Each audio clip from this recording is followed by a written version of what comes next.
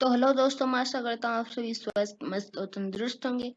आज हम हिंदी कृतिका भाग 2 और चैप्टर नंबर 2 जोश पंचम की नाक पढ़ने वाले हैं, जिसके लेखक है कमलेश्वर नाथ।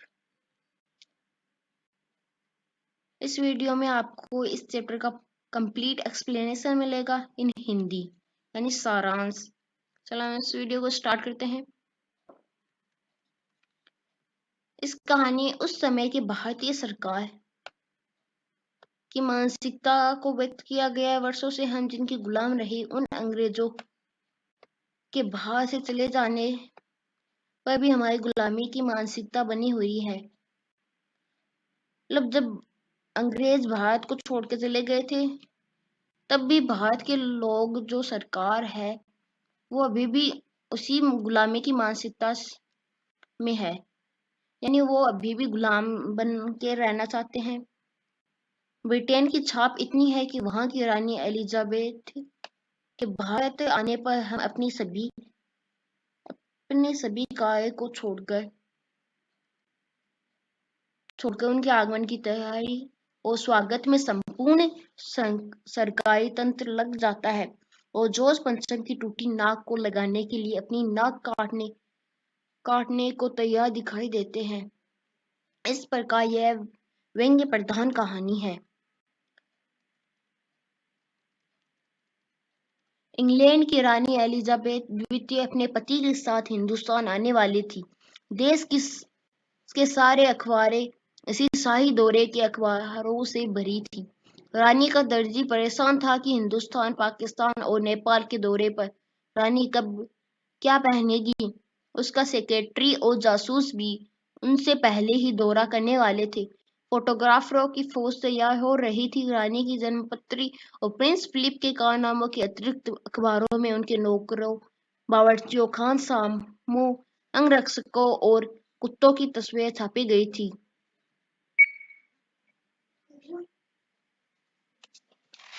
दिल्ली में शाही सवारी के आगमन से धूम मची हुई थी। दिल्ली में रानी आ रही थी, इसलिए धूम मची हुई थी। मतलब सभी खुश थे कि रानी आ रही है।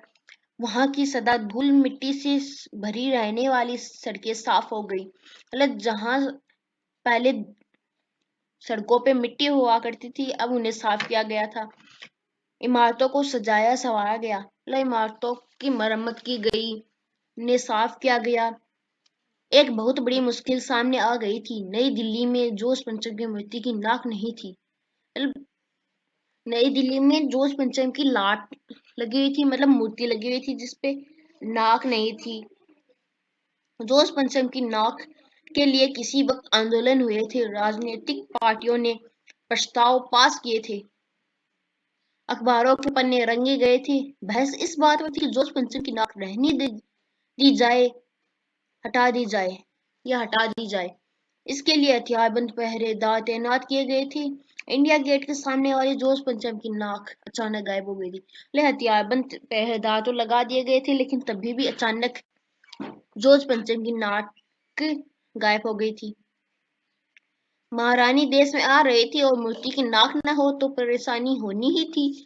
देश की भलाई चाहने वालों की एक मीटिंग बुलाई गई, जिसमें सभी इस बात से सहमत थे कि मूर्ति की नाक तो होनी ही चाहिए। यदि वह नाक न लगाई गई तो देश की नाक भी नहीं बचेगी।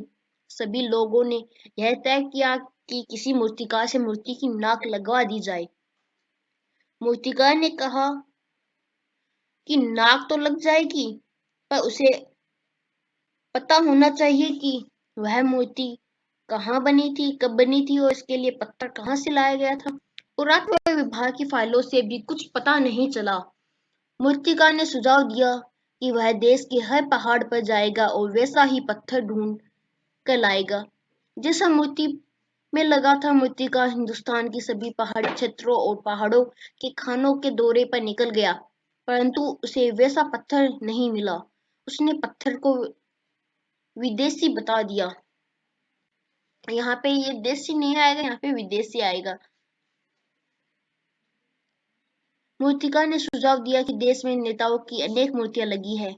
यदि उनमें से किसी एक की नाक लाट की मूर्ति पर लगा दी जाए तो ठीक रहेगा।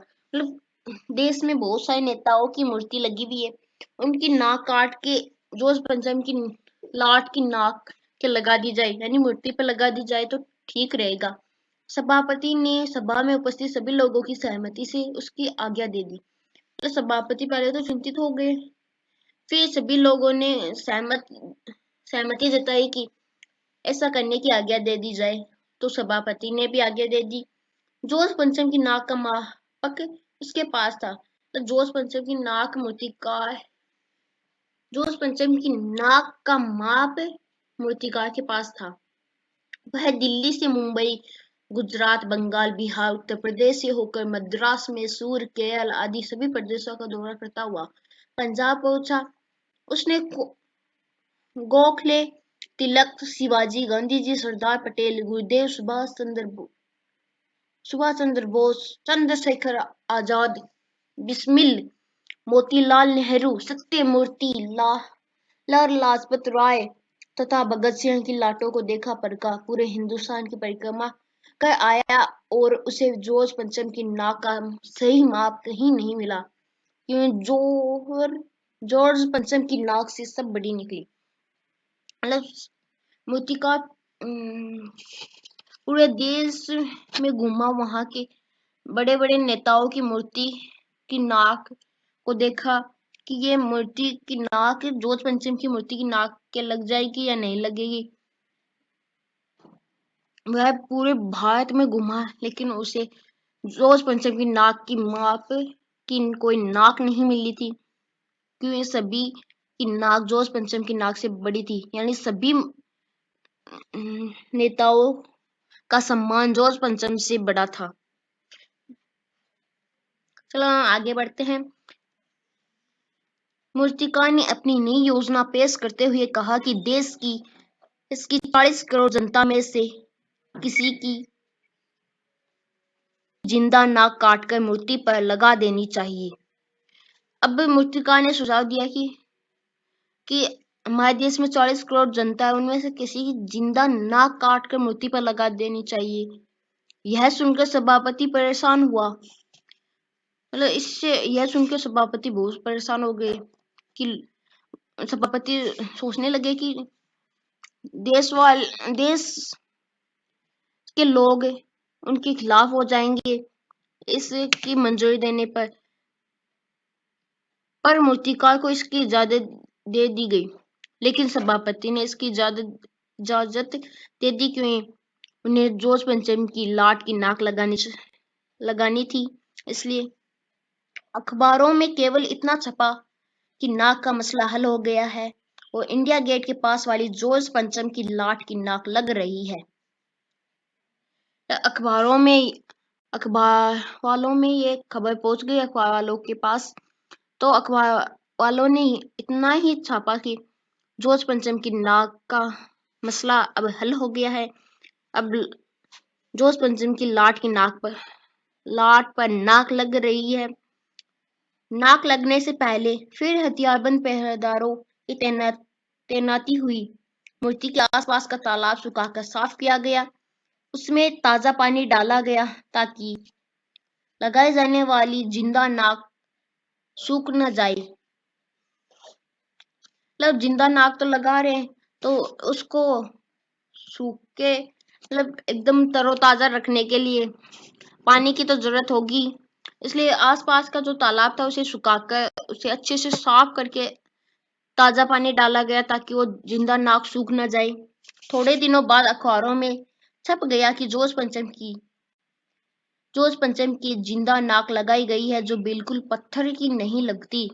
उस दिन अखबारों में किसी प्रकार की उद्घाटन या सार्वजनिक सभा के खबरें नहीं छापी थी, किसी का ताजा चित्र नहीं छपा, सभी अखबार खाली थी। थोड़े दिनों बाद अखबारों में छपा कि जोश पंचम की जिंदा नाक लग रही है, जो पत्थर की नहीं लगती। उस दिन अखबारों में कुछ भी नहीं छपा था क्योंकि उस दिन कोई उद्घाटन या सार्वजनिक सभा नहीं हुई थी। इसी के साथ इस चैप्टर का सारांश यहीं कंप्लीट होता है। आपको यदि यह वीडियो पसंद आए तो इसे लाइक कीजिए, शेयर कीजिए और इस चैनल को सब्सक्राइब कीजिए। धन्यवाद।